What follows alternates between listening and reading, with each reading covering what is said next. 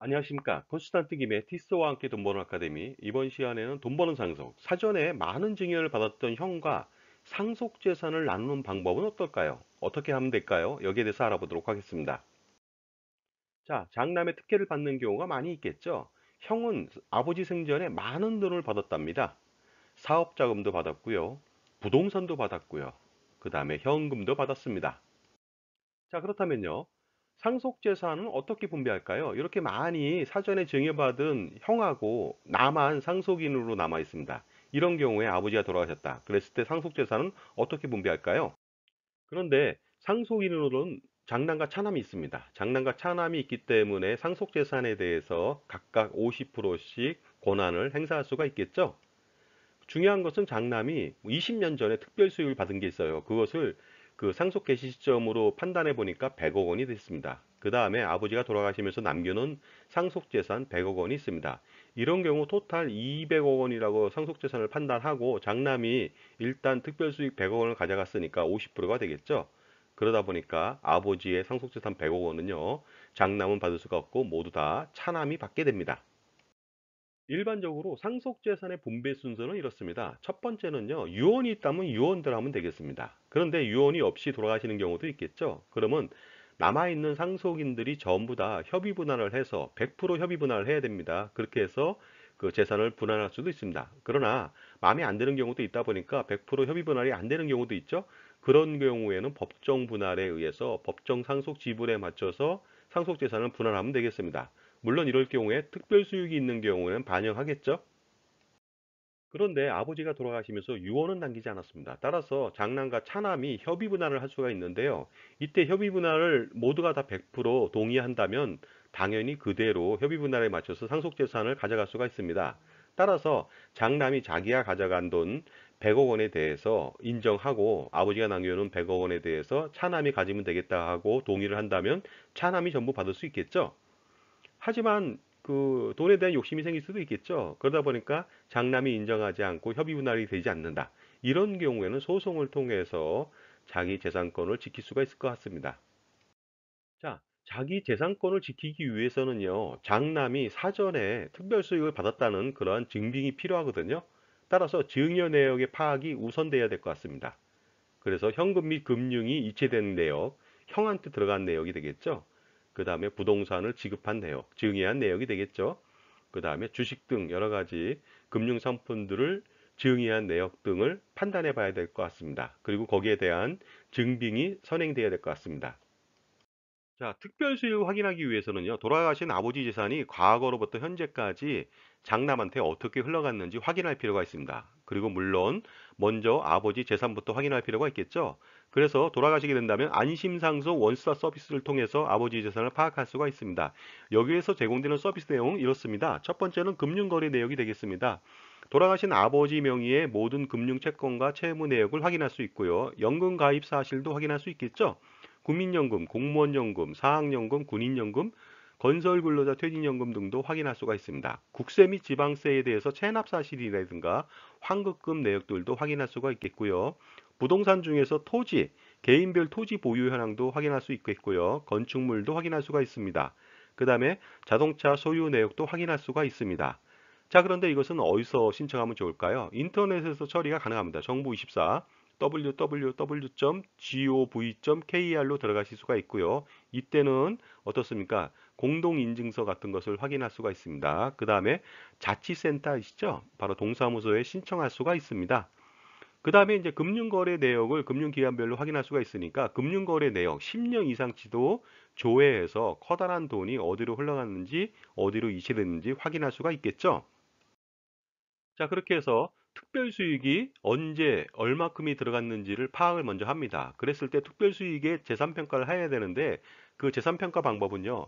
사전 증여 재산의 상속 개시 시점의 가액입니다. 그 공정가액, 시장가액이죠. 시가를 말하는데 바로 20년 전에 증여했다 하더라도 그 재산 가치로 평가하는 것이 아니라 그 증여한 재산이 현재 아버지 돌아가셨을 때 상속 개시 시점의 시가가 얼마냐 이것으로 판단한다는 것이 되겠습니다. 그래서 증여 시점의 가액이 절대 아니다는 점 확인하시기 바랍니다. 자, 만약에 현금을 증여했다고 가정해 볼까요? 예를 들어서 20년 전에 20억 원의 현금을 장남한테 증여했습니다. 이체된 기록이 있습니다. 그러면 바로 20억 원은 특별수익이 되고 거기에 대한 평가 가치는 어떻게 하느냐? 사망 시점까지 물가 상승률을 반영해서 평가를 합니다. 그때 물가 상승률은요, GDP 디플레이터를 쓰는데요. 증여 시점분의 상속 시점 GDP 디플레이터가 어느 정도 상승했는지 보고 현금 증여액을 곱해주면 되겠습니다. 만약에 GDP 디플레이터가 상속 시점에 180이고 증여 시점에 100이다. 그러면은 20억 원 곱하기 100분의 180 해서 그 현금 증여된 특별 수익은요, 20억 원이 아니라 36억 원으로 평가하면 되겠습니다. 자, 다음은 부동산이 특별 수익인 경우 평가는 어떻게 할까요? 알아보도록 하겠습니다. 20년 전에 증여 시점에 그 부동산을 증여했는데 30억 원이었습니다. 그런데 그것으로 평가하지 않고요. 상속 개시 시점에 그 부동산의 시가를 평가합니다. 그런데 시가가 100억 원이랍니다. 그러면 100억 원으로 특별 수익을 인정합니다. 또 중요한 것이 있겠죠. 20년 전에 부동산을 증여받았는데 30억 원에 그 10년 전에 해당 부동산을 팔았습니다. 50억 원에. 그랬을 때는 어떻게 할까요? 바로 50억 원에 대해서 처분가의 현금으로 인정하고요. 상속 시점까지 현가로 물가 상승률을 반영하면 되겠습니다. 만약에 장남한테 비상장 주식을 주었다면 어떻게 될까요? 20년 전에 증여 시점에 비상장 주식 가치 평가가 3억 원이었습니다. 그래서 3억 원을 줬지만은 이것도 마찬가지로 증여 시점으로 평가하는 것이 아니라 상속 시점에 비상장 주식 가치 평가액으로 특별 수익을 인정합니다.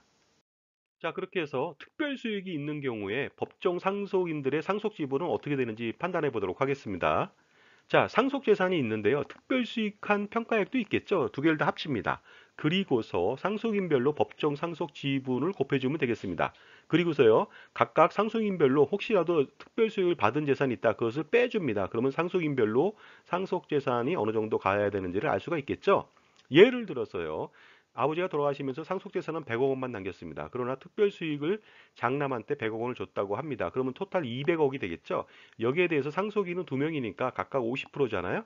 50%를 곱하면 100억이 되겠죠. 100억에서 형은 이미 특별수익 100억 원 받았죠. 그러면 형은 제로가 되겠습니다. 따라서 형은 그 아버지가 남겨놓은 상속재산 100억 원 중에서 한 푼도 받지 못한다는 것이 되겠습니다.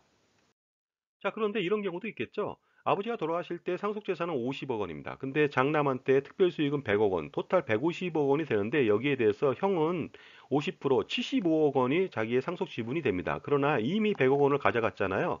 그러니까 마이너스 25억 원이 나왔습니다. 결국 뭐냐면 25억 원을 차남한테 토해내야 된다는 것이 되겠습니다. 과연 토해내야 될까요? 그렇지는 않습니다. 바로 그것은 특별수익으로 끝나는 것이 되겠죠. 하지만 상속재산 50억 원에 대해서는 상속지분이 없다고 보는 것이 되겠습니다.